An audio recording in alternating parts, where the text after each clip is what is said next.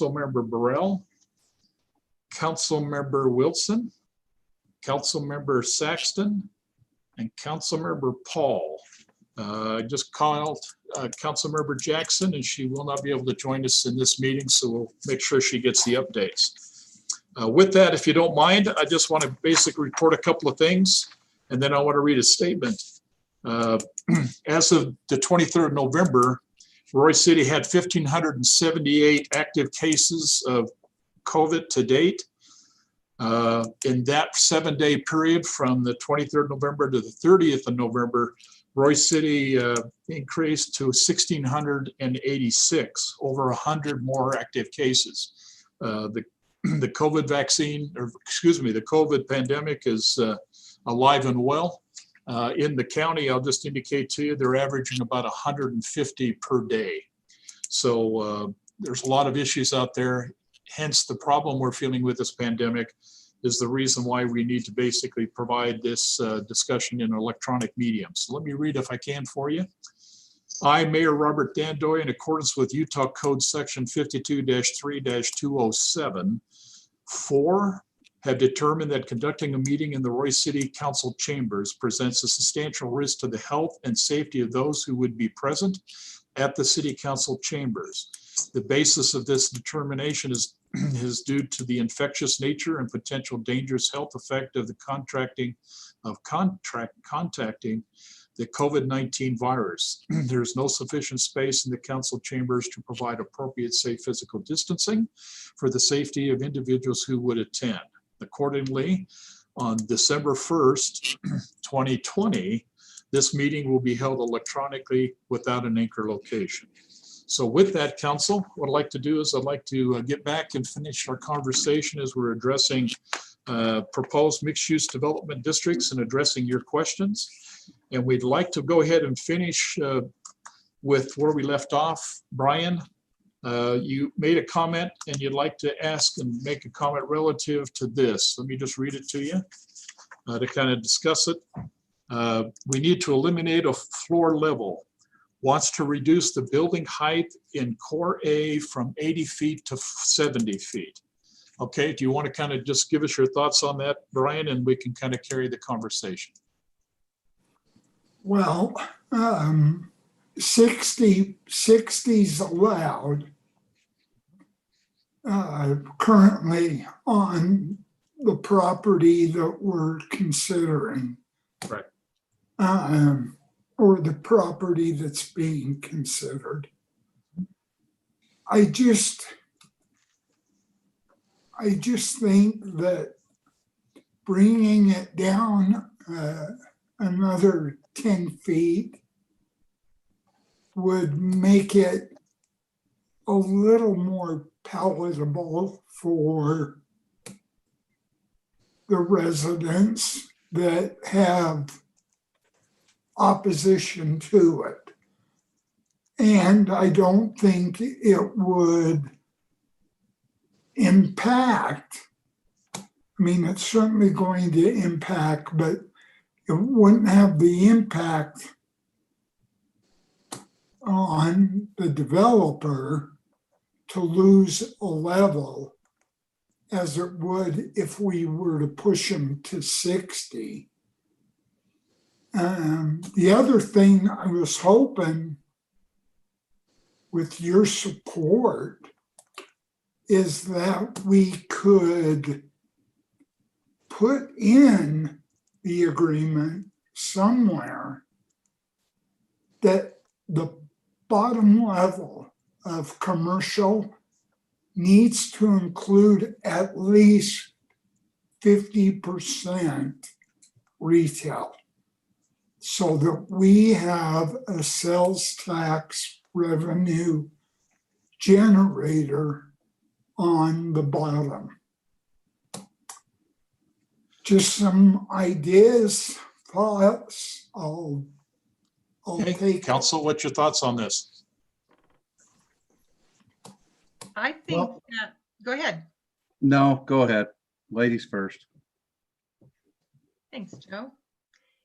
I believe that you do bring up some good points, Brian. There has been a lot of concern about the height A lot of people have asked that we not allow a situation like Clearfield when you're driving down the main road with the heights. I don't remember the heights of the buildings at Clearfield, but they have ground floor bottom, and I think it's 3 stories above. So they're not actually at 60 feet. I think they're more like, I'm trying to remember, 40 plus or something like that, or 50. So I certainly think thinking about that is important for, especially the people that live in the area, and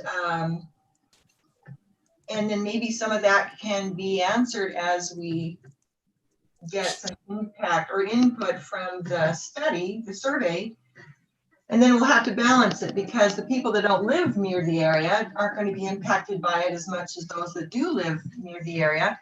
And I've definitely noticed that there's been a difference for people that live in have different living arrangements. But a lot of people have mentioned that just the feel, they would like to have more of an open feeling. And if things are too high, that makes it, whether 70 feet makes a difference from 80 feet, that's hard to know if that changed that feeling.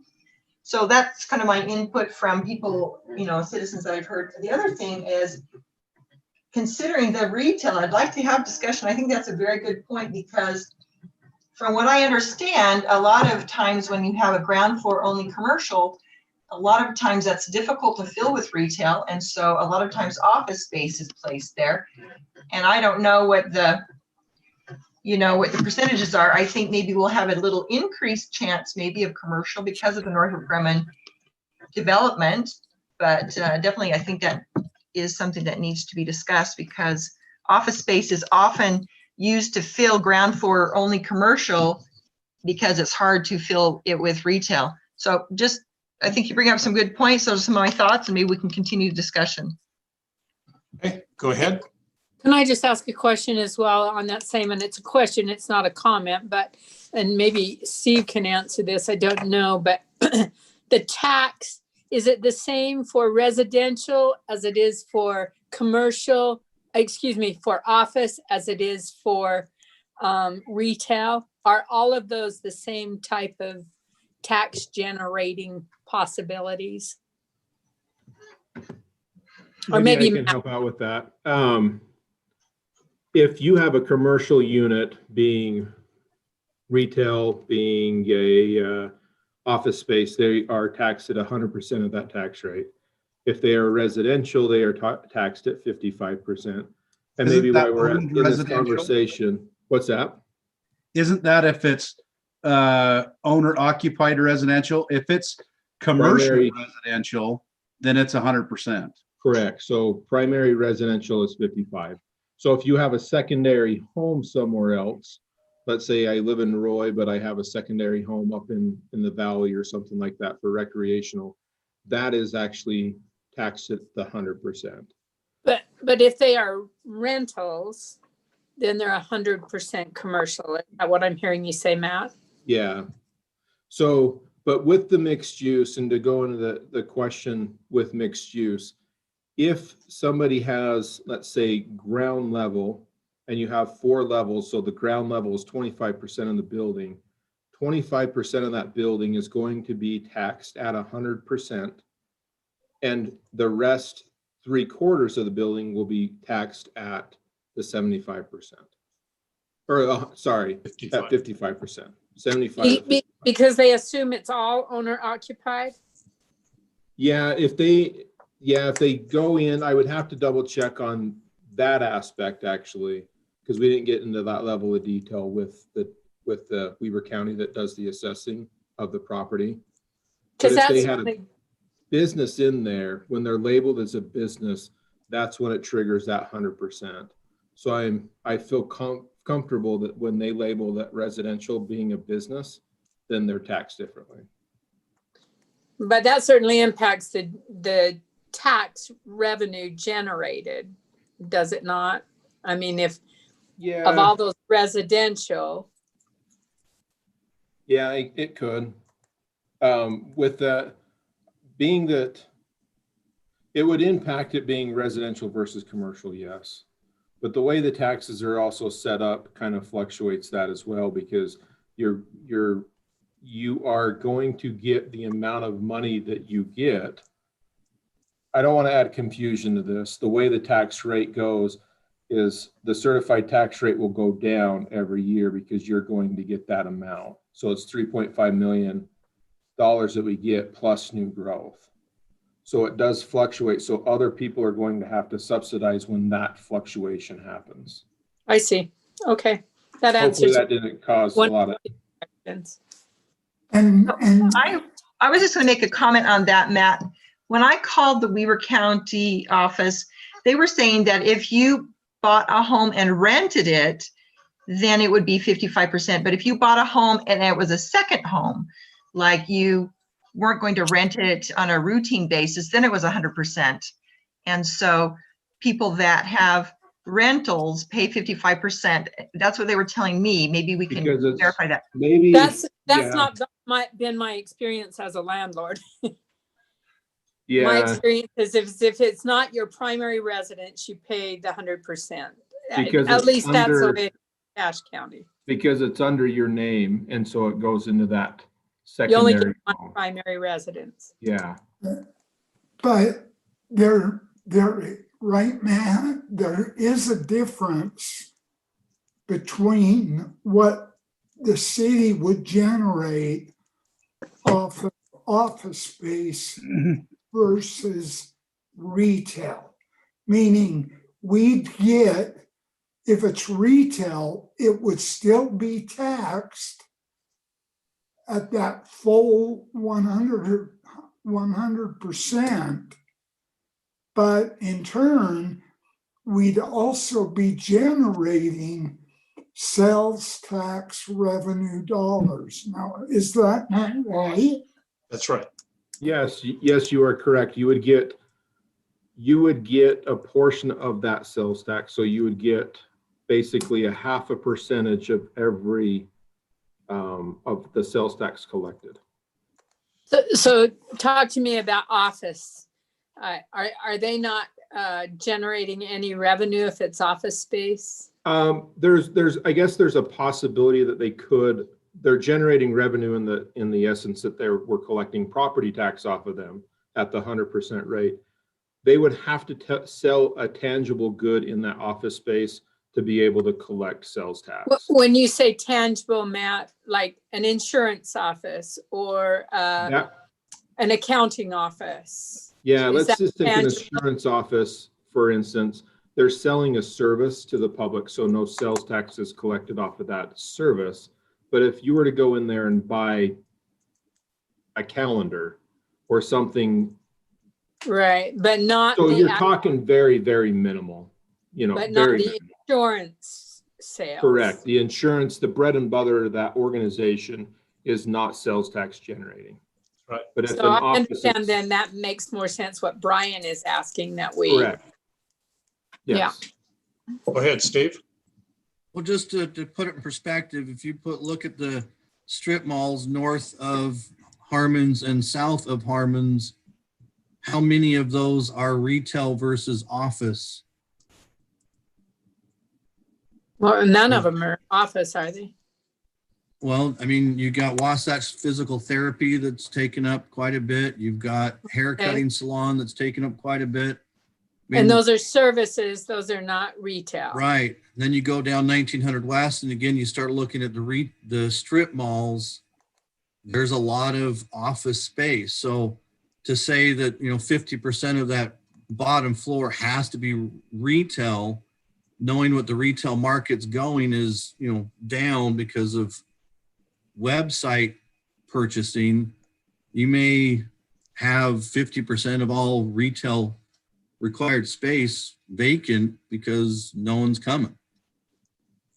But I'd be concerned with saying you have to have certain amount of retail space versus just commercial space.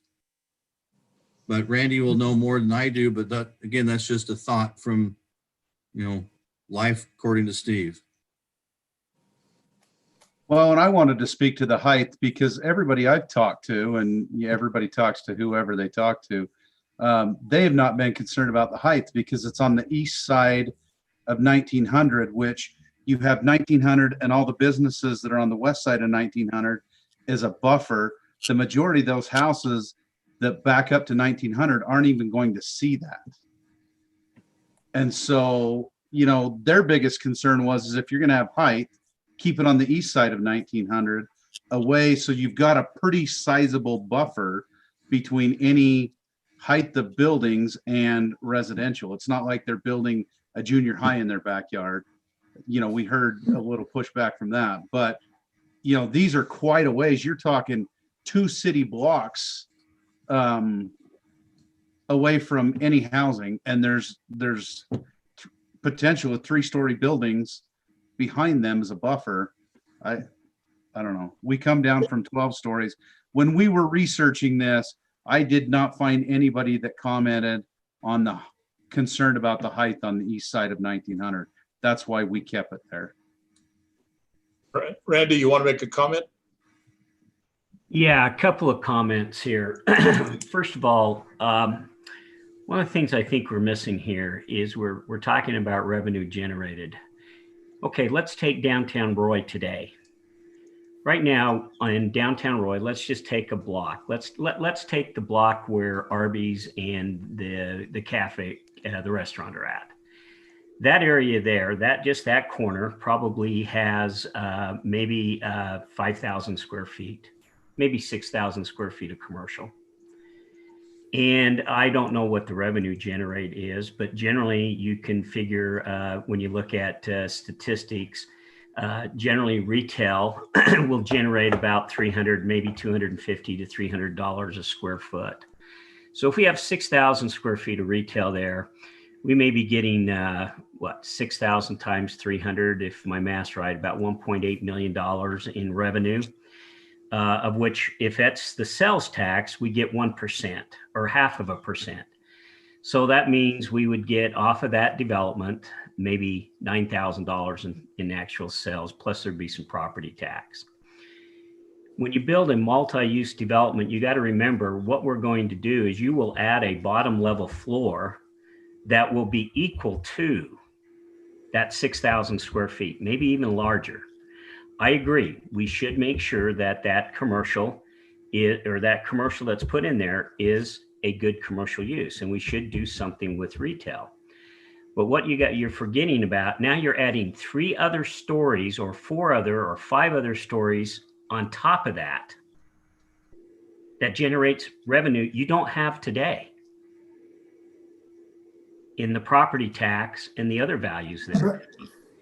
So when you add height to that and you add that different deal, you're adding more revenue than what you would get today if you just kept it retail. The other thing I think that we need to think about is, we hear this all the time from developers. There's not going to be a developer that's going to go out there and tell you that if I put commercial on a bottom floor, I'm not going to be able to lease that.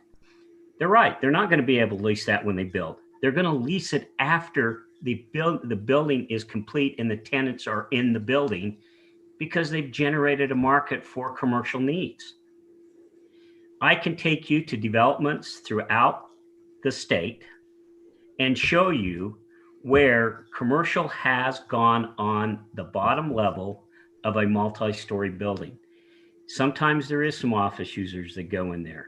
But I think the main thing we got to remember is, and one thing I've suggested we do is we do a baseline study of what is the revenue that is currently being produced in the downtown area today. And that would be the revenue that goes into the general fund of the city's budget: property tax, sales tax, and franchise tax.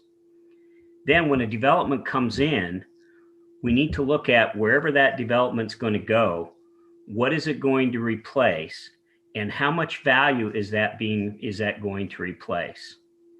And then we do a study to make sure that whatever is going to be built on there gives us more equal or more value, so that we're not losing anything. So I think there's a kind of a different process here. I'm all for the idea of having commercial and having retail in the bottom floors of these buildings. And I think, again, if a developer comes in, this is another point where I think we can enforce this, is if a developer comes in and asks for any kind of participation, whether it be tax increment or others, we could do a development agreement that requires them to put that in there if they want the funding. So I think there's some things to kind of think about when you're thinking about replacing commercial and everything else. The other thing is I went and I pulled out the plat maps today of the 1900 West Corridor and the length between 1900 and the back of the commercial areas. On the east, you got the railroad tracks. That's a hindrance right now. On the west, you got a residential area. There's about 800 feet on both sides. On the east side, it's much less. It's closer to 500 feet because of the railroad tracks. And in some areas, it's only 275 feet. So when you think about, again, the commercial corridors or whatever, you got to take the fact of the matter, these are not long blocks. And when you go further to the south, when you start heading down towards the Sunset border, it shrinks even a little bit more. So I think what my thoughts are is I think that you need to make sure that whatever happens with any new development, that whatever revenue it generates, we're not going to lose any revenue from that development, because that becomes a detriment to whatever we do. And I don't care if it's a single commercial user, if it's somebody that wants to tear down something else and build a commercial building there, or whether it be a developer that wants to come in and take a block and build a bigger building. We need to know what the revenue is that's being generated, because one thing we don't want to do is lose revenue by any new development that comes into the community. Randy, can we require that if they just build it without requesting CRA, RDA funds? Well, I'm sure you can, but I'm going to tell you right now, given the costs of what that land is and what those developments are going to cost, there will not be a developer that does a high-rise building. I don't care if it's a hotel. I don't care if it's an office building. I don't care if it's a multi-family type of thing. They're going to need some assistance from the city, because it's not going to pencil out. Now, as we do more development and as the values increase in the area, I believe the incentives decrease. So to your point, you may need something in there that would require that. But I can tell you right now, for at least the first developments that I can think of, there's going to be some assistance, just because the cost of the property alone is going to be substantial. I believe we're talking $25 to $35 a foot to buy property in the downtown. I don't see a property owner selling it for less. And the market value for that's going to be much, much less than that. Okay. So what we got on the table basically is a request to drop the foot from 80 to 70. What do you want to do? Does that change one floor? Steve, can you tell me that? It's hard to say if it's one floor or what, because it's going to depend on construction and how tall is the first floor. But you know, knowing that across the street it can only be 60 feet tall, I think the committee and myself thought that given, because the east side of 1900 West is what it is, there is no residential that are right there being impacted, that a little taller building won't do the same or have the same effect as if we allowed 8 stories on the west side of 19. That's why the west side of 19 is 60 feet, in some cases 40 feet. So remind me again, what was it in the original on the east side of 1900? East side was 12 stories. So 12 stories being how many feet? Well, I mean, if you did 10 story or 10 feet per story, that's 12. Is that 120 minimum? feet. What? Is 10 feet usually minimum? So that would be Well, 120 feet? It's hard to say, but just saying 10 feet. I mean, again, construction may change things, or the height of the main floor, if they wanted, a 2-story main floor. 10 You foot's might a get- pretty good standard for your calculation, Jan. So yeah, we went from 120 feet down to 80 feet. So if we went to 80 feet and we had a 2-story bottom, that would be 5 stories above that. Is Yeah. that correct? About. It's hard to say. I mean, if they say that, residential is going to be an 8-foot floor to ceiling, then you still have a foot and a half of space in between each floor. So again, that's why I say it depends on construction, because if I use steel, I might be able to shrink that 1.5 feet down to a foot. If I use other material, it might need to be 2 feet. So again, just what kind of construction? If I'm using again, concrete, if I'm using but when I'm concrete, then I can talking- reduce it some more. when I'm thinking 10 feet at versus Floor to floor. floor to floor. So 10 feet would give me at the 80 foot with a 2-story bottom. So I'd get 6 above there.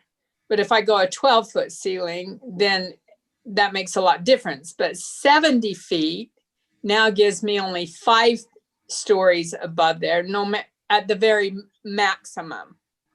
Right. And that, Whereas, it will all just also depend, they'll have a parapet wall at the top, so the ceiling stops, and then you still have part of the building that comes up to help hide some of the roof line or the utilities. That I is part under- of the 80 feet. One of the Is things that- that was talked about, Jan, was a 75-foot building that's actually 6 stories. So your first story is 15 feet maybe. 15 feet. Yeah. Okay. With 4 stories above it. Is what you're saying. No, 5, excuse me, 5 stories above it. 5. Is that? One of the things that we found out with developers now is one of the things that that residents are demanding is higher floor, ceiling to floor. So in some of these apartments, you may have 12 to 14 feet between floors. So at a 70-foot height, it could end up being maybe only a 4, maybe a 5-story building at its max, even at 70. And we've been told, and in fact, I argued with the committee a little bit about this, that we've been told that they probably need higher than even 80 feet. But again, I think the committee, as we debated it and as we talked about it, we thought that this was a good compromise. But I don't believe 80 feet is going to be 8-story buildings. I don't think you're going to see that in the downtown at 80 feet. I think you will see buildings more at that 5 to 6-story height at the 80 feet, based on the information I've been able to gather. And I don't think And you're what going to they're see a whole developing. I don't think you're going to see a whole corridor of 80 feet buildings. There will be a couple. And part of the problem is when you go horizontal, they don't have as much horizontal land, so they have to go vertical. So there were a couple of spots that were pointed out that could go 75 to 80 feet. And, next to Harmon's or just south of Harmon's made the most sense. There was a big enough buffer from any other residential that we didn't see an issue with that, nor did the people we spoke with. Okay, I understand that. Thank you for clarifying that. Okay, council, what do you want to do? I've got a question in regards to the communication tower that's kind of in that area. I believe that's around 220 feet high, and so I think there's like a division partway that makes it so it shows about 80. So I mean that's pretty tall. That's pretty high.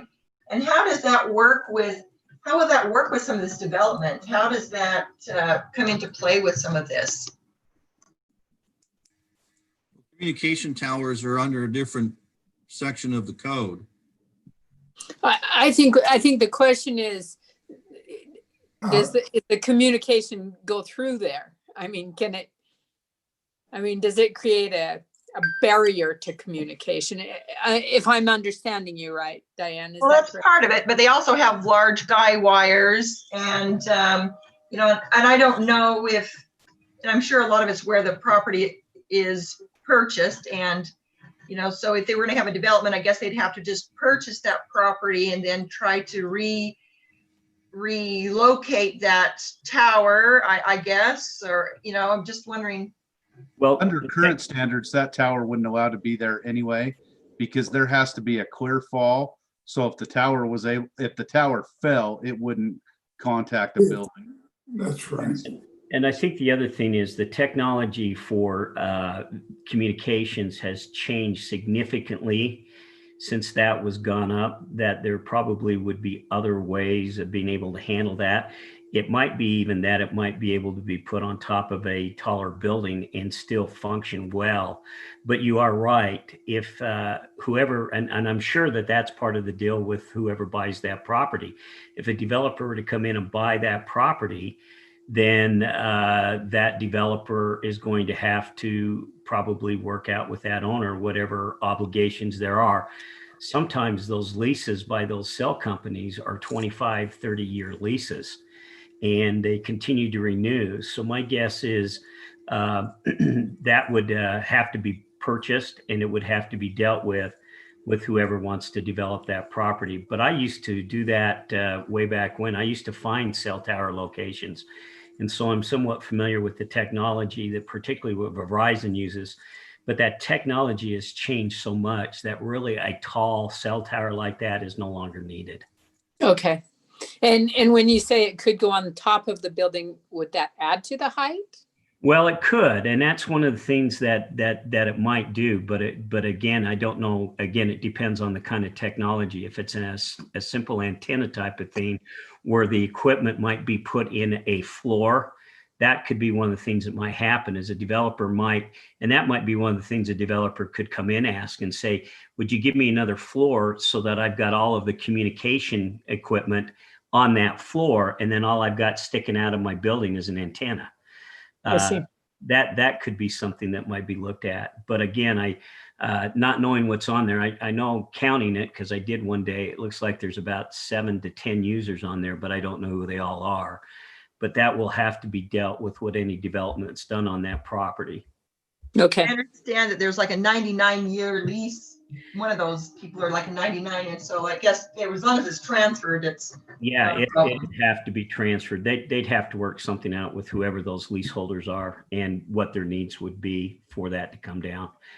Steve, Okay. in regards to the height of a tower, I understand FAA has its own separate rules for some of those towers. Would that then not apply to the 80-foot height or the 70-foot height? How does that work if they had to have a tower for that? Well, the towers, even in your residential zone, don't meet your residential allowances because they're exempt from them because of the federal standards for communication towers. So even if our development standard says the buildings can only be 80 feet, towers are in a different Maybe can be- ballgame all themselves. So, you've got towers in residential neighborhoods that are 100 feet tall that don't meet the residential zones because they are on their own aspect of development, which is in chapter 11. So Thank you. tower that's there is under different, even with today's commercial. So as Randy said, if someone purchased that property, they'd have to develop or deal with the owner of the tower and all of the arrays that are on there. Okay, so to me, it sounds like there's 2 questions on the table right now. The height and, oh, I'm sorry, I lost 50%. it. Yeah, the Oh, issue. yeah, and the amount of commercial in the ground floor.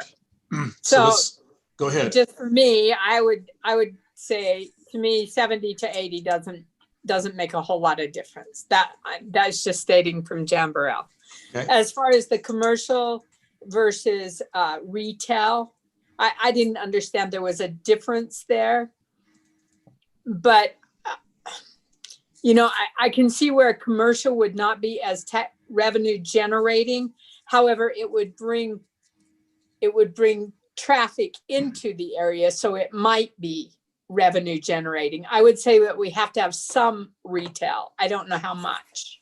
Oh, That's the suggestion on the table would be is you put in the statute then a 50%. So any developer going in says, we just tell them you have to have a 50%. But what Randy said, and something to consider, if any development, and particularly any of the first developments coming to Roy, is going to have to come to Roy to ask for some type of incentive, then the RDA board and in essence the city council then decides, fine. If you want to participate in this incentive, then you're going to have to do this. And what we want is we want 100% in retail, and you dictate that. so we can decide that at a later date, Oh, yeah. not in the code. That's right. You can either What- put it, what do you you think can either about that, put it in the Brian? statute now and say 50%, and that's what Brian's asking. Or you simply says, okay, any business that wants to come in and wants to participate with the Roy City, then we'll dictate the rule in terms of what can be, what's acceptable.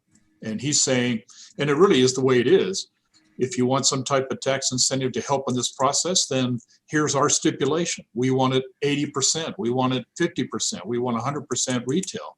And it has to be that way or they don't get the incentive. And you choose that, you decide that. The RDA board will decide that. And we can, I don't know how to say it nicer, but we can give directive to the RDA at that time. Is that Yeah. correct? Yeah, Well, the because RDA, we're the RDA board board will make the members. decision. Okay, so anybody else have a comment? I'm sensing that one comment is that 80 to 70 feet is probably not really an issue. I'm hearing two council members suggesting it's okay. I'm hearing, what's the other? Brian suggested dropping it. I guess, Diane, what do you want to do? I'd like to go ahead and before we make a final decision, get input from, I believe that's going to be one of the questions, Randy, on the survey. And I'd like to have some of that input maybe. Yes, one of the survey questions is that there is answers about height. Yes, that is correct. You okay, Brian, waiting for that decision to come out? It seems premature if that's going to be already something we're going to survey.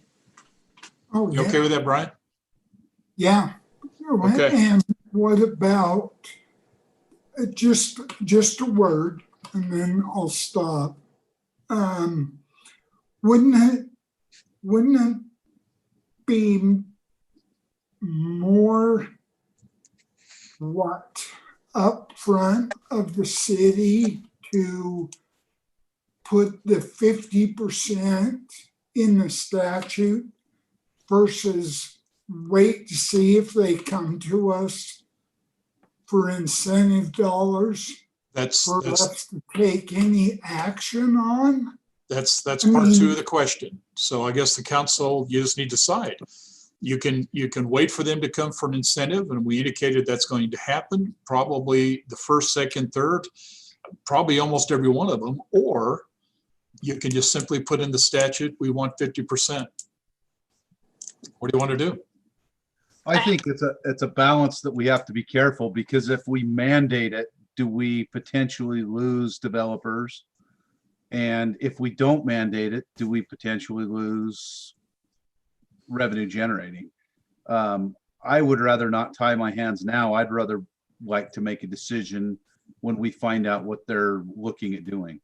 Look at the whole picture. Okay, so let's just dwell on that for a second. If a developer comes in and says, I want to put a 4-story office building in downtown Roy. If the statute basically says in that 4-story office building, you have to have 50% of that that's going to generate retail sales tax 50% of first floor. On the ground floor. on the ground floor, Right, and maybe they don't want to be in a position, they want to get into the retail side. Their whole purpose of coming downtown Roy was to build an office building. Andy, I see you rolled in. Would you like to make a comment? I did want to make a comment on that. I think if we put that 50% in there right now and somebody comes along and we want to do something other than 50%, then we've got to go through this whole process. You'll have to go back to the planning commission, come before the council and change it to a different amount. So my preference would be to go along with what Joe was saying. Okay, So council? my thought on that too would be, let's say it would be prohibitive for security or Wells Fargo, because they're not going to be 50% retail on the bottom floor. They're never going to be 50% retail. Is that right? That's correct. And so it would limit them from even coming. Well, the argument is, and it's a good argument, is any building. It makes no difference whether it's a mixed-use development, anyone. Once you put the statute that says anything on the first floor is going to have 50% retail, it makes no difference whether an office building, whether it's a bank, a credit union, makes no difference. Every building in there has to have 50% of it in retail. And I think the comment Annie suggested is it may limit people coming into the city because they don't want to be a retail business. They just don't want to do it. That's not their role. Their role is something completely different. So, but if it's in the statute, then it has to be. And then what Andy's saying is, if they come in and petition the city that simply says, we don't want to do that, then we'd have to bring it back to the council and have the council modify the ordinance to allow then something other than 50% retail. What if we However, if just, they come in and say we want participation, Right. as Randy spoke, then we can mandate that there be some retail involvement. Exactly. what That's if that exactly- mandate is only on mixed use? Well, and you can stipulate that. If it's mixed use, then it can be 50%. But I think what the really key here is, and you said it, if you had a business coming in and says, I'm a bank, or I'm a credit union, or I'm a hotel, and I want to build on this lot, then the issue is going to be is, and you have and you say, I want to be incentivized, I want incentive. If it's a business that we think could basically offer a retail, then stipulate that. But if it's a bank, they may want an incentive to put a bank in there, to be honest with you, but they don't do retail. And so you just choose not to do it. But we could also say, but we would like a Starbucks on your main level, or we would like some retail in there. We do, and there can be incentives laid out. That's what Randy was saying. There could be incentives laid out that allows you to do just that. Randy? I just use that as an example. I'm not saying that would have to be, but for even an office building, perhaps there could be some.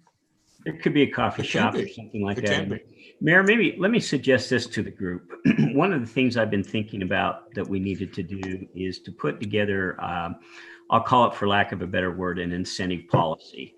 And we outlined kind of our steps and also what we require if we're going to give incentives.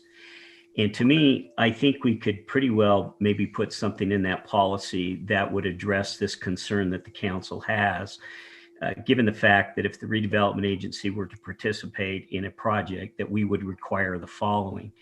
And we could make that requirement. The other thing I think we ought to do in this policy is go back to what I just suggest.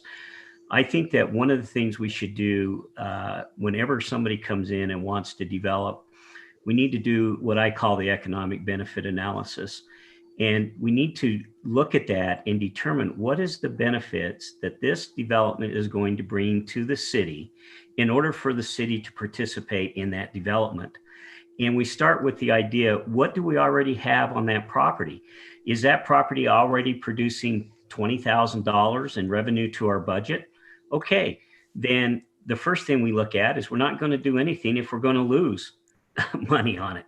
It needs to show us that the development is going to produce at least what we already have, but more if we're going to get involved in it. And then I think we could come in there and say, just like we talked about on a mixed use development, the commercial, the first floor, you great, we're going to participate with you, but 50% of that floor is going to have to be a retail sales tax producing business, period. If you don't want our help, fine, then good luck to you. But I think if we do things like that and look at each project individually, because here's where I can see the real problem being.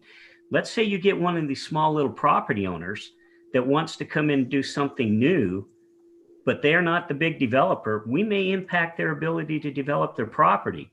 So I think we have to look on this case by case and then have a policy that's adopted by the RDA board that outlines kind of what we need to do and what we need to have if we're going to participate and to what level we're going to participate based upon the development. For example, if we have somebody that wants to come in and they're going to do a mixed use development, but they're going to provide affordable housing, that meets a goal, that meets something the council needs to do. That might be something where you would maybe give a little bigger incentive. So what I suggest is let me work on a policy, let me incorporate this, and then let's look at that being maybe one of the things that helps drive us on what we want to have in this development, whether it be, because we may find out that it's taking a piece of property that produces a lot more than 50% sales tax to us. So we may require, we want 100% of that floor to be all retail. And I think if we look at on case by case, it'll be a better way than trying to set up something that's it fits all. Because I could tell you it won't work, particularly if you get these smaller property owners that want to do small developments, and now we've got a requirement that they can't fulfill. Okay, everybody okay with that comment? I think Makes that sense. sounds good, because I think it's already noted that most developers don't even want a ground floor mandate anyway. And so they're already stretching themselves and maybe overstretching themselves just to comply with that regulation. So we don't want to turn them away from even trying. So thank you, Randy. I think that sounds reasonable. That's- You okay with that's that? You okay with Yep. Brett, Brian? Okay, Brian, you brought up another one, need to avoid impact to existing businesses. We got 10 minutes. You want to make a comment on that? Well, I have a question, and I'm hoping somebody can answer it.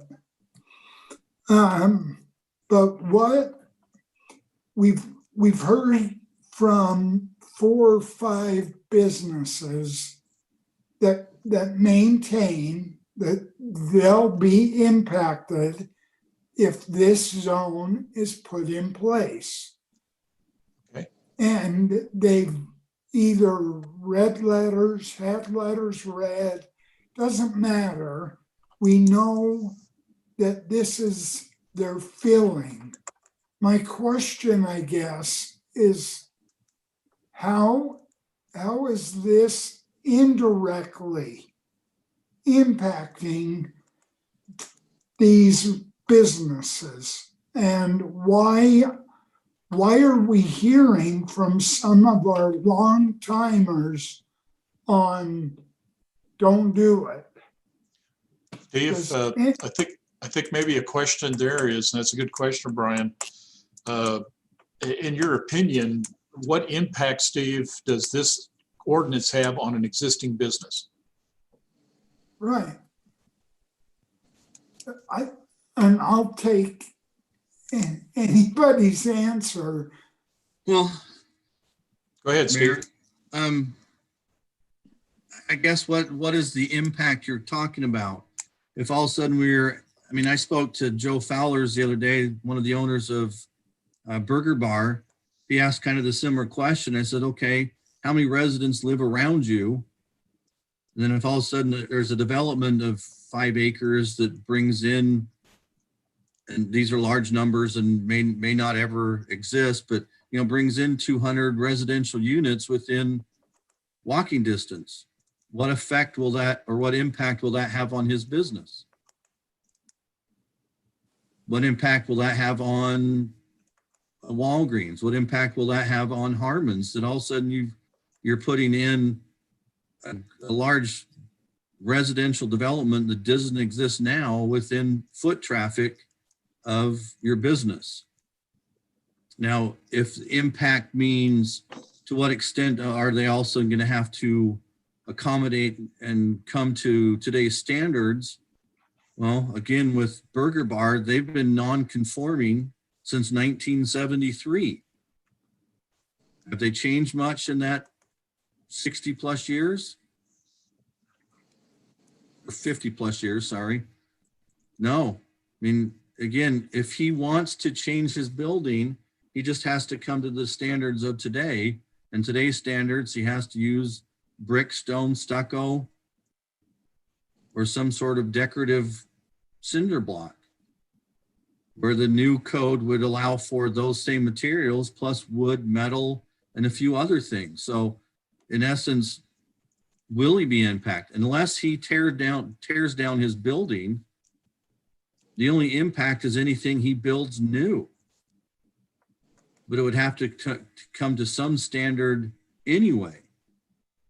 So a standard with more options of materials or a standard with less option of materials.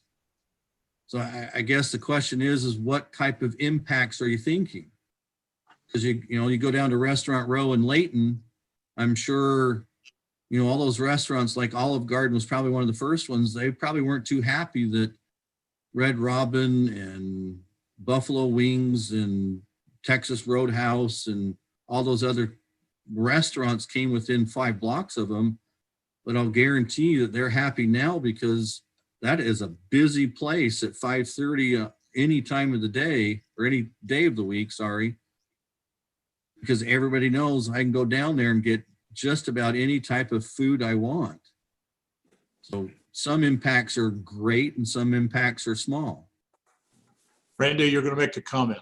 Yeah, I think maybe, Brian, you're referring to the existing businesses, and if a developer were to come in there and buy that block, and those businesses would need to be taken care of. Is that kind of what you're talking about also? Yes, well, and So, would they be taken care of? well, and again, I don't think it matters whether you have the code or not, because that would take place with anybody that would want to come in and buy out that property. Take the Pintad piece, for example. If somebody were to come in and buy that out, whether we have a code or not, there are tenants within that location, and those tenants will have to be dealt with. Those tenants would have leases that would have to be honored and would have to be taken care of. And that tenant would then have to have a conversation of whether or not they can or can't be located. I think that's where we also come in as a city. I think it would be our responsibility to work with that developer or that property owner, either case, and to find out what needs to be done with that tenant. And what I have found most of the time with particularly small businesses, and I've done a lot of projects where there's had to been a lot of relocation of businesses. And what I found out that almost 90% of those businesses are able to find some place on their own. What they don't have and what they're missing is sometimes the resources to help them get into and up into that new location. And that's where relocation participation comes in.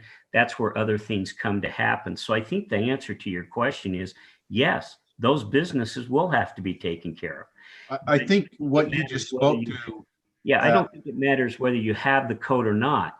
Anybody today could come in and buy a piece of property from an owner, and that business would be impacted. And I think we would, if that business were to come to the city and say, listen, so-and-so's buying out, this property owner is going to pay off my lease, I've got to be relocated, can you help me find something? Sure, I think we would be more than willing to try to work with them if they want to stay in Roy. And that's one of the things we have to have answered, part of that. So a quick answer is yes, those businesses will be taken care of. But I think to your point, Randy, they'll be taken care of, but this document itself does not change Yes. literally anything. No, to me, this doesn't change anything. This might open up an opportunity for a developer because they can get more density and more height, that they may be more interested in developing that piece of property. But somebody could walk in any day and to any property owner and say, would you like to sell? And if the property owner says, sure, I want to sell, and if he's got a tenant, that tenant has to be taken care of because he's got an obligation with that owner. And so that owner may say, fine, I'm going to pass this on to you as a developer, or the developer may say, you have to take care of him, not me. Because of this ordinance that we're looking at,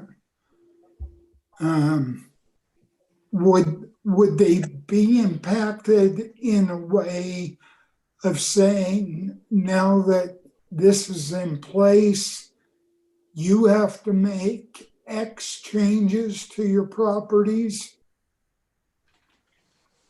I thought we cut that out, at least a large portion. I'll let Steve answer that. Steve? Again, just taking Burger Bar for instance, they've been a non-conforming since 1973. We've changed the ordinance 3 times since that date. Have they changed their building significantly enough because of the ordinance changes? nothing's We- changed. Which means they haven't changed and there had been no restrictions put So on them. this code will not require them to all of a sudden have to conform to an ordinance if they don't want to change anything. Well, at one And time then- it was 30%, and then we took that out. Is that Is that All what? out. If What I they want to increase, mention is that Andy's looking into the non-conformance, because I think what you're referring to, Brian, is the people that had comments were concerned about the non-conformance clause.